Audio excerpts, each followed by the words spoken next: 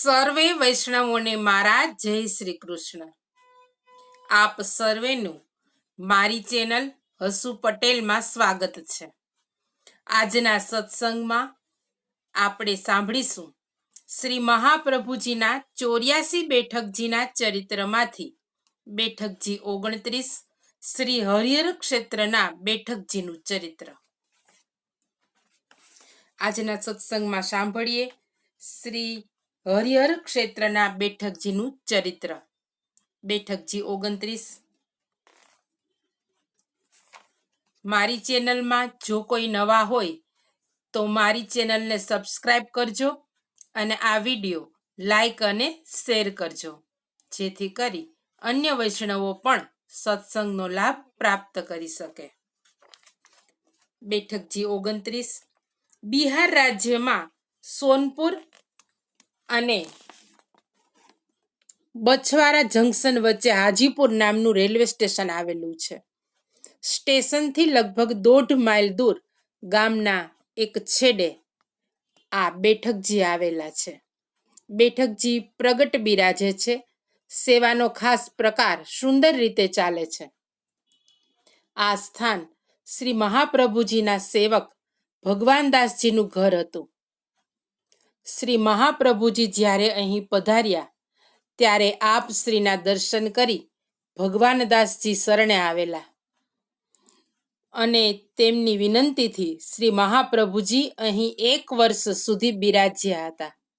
જ્યારે શ્રી મહાપ્રભુજીએ આગળ પધારવાનું નક્કી કર્યું ત્યારે ભગવાનદાસને મૂર્છા આવી ગઈ. આપ શ્રી અહીંથી આગળ પધાર્યા ત્યારે ભગવાનદાસ પણ આપ શ્રીની સાથે શ્રી જગદીશ સુધી ગયેલા.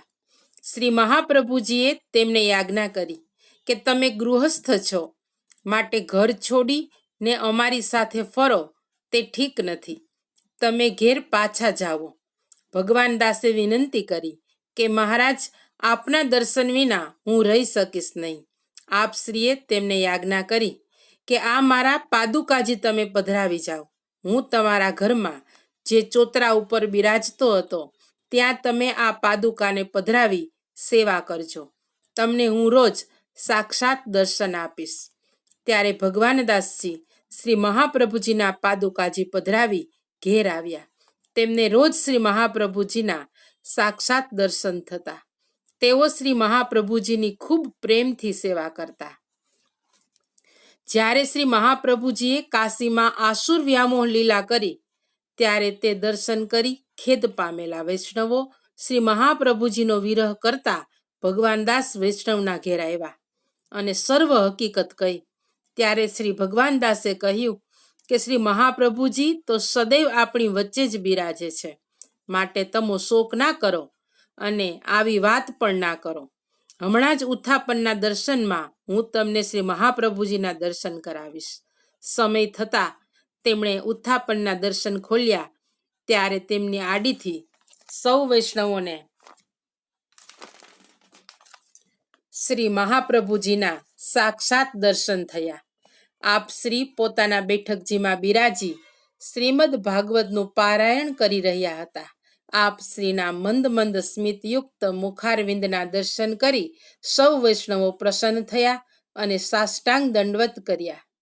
આ ચરિત્ર આપણને સ્પષ્ટ રીતે બતાવે છે કે ભલે આસુરોને મોહ પમાડવા માટે શ્રી મહાપ્રભુજીએ ભૂતલ ત્યાગ કરવાની લીલા કરી હોય, પરંતુ આપ શ્રી તો સદા સર્વદા ભૂતલ પર પોતાના અલૌકિક સ્વરૂપે ભક્તોની વચ્ચે બિરાજમાન છે.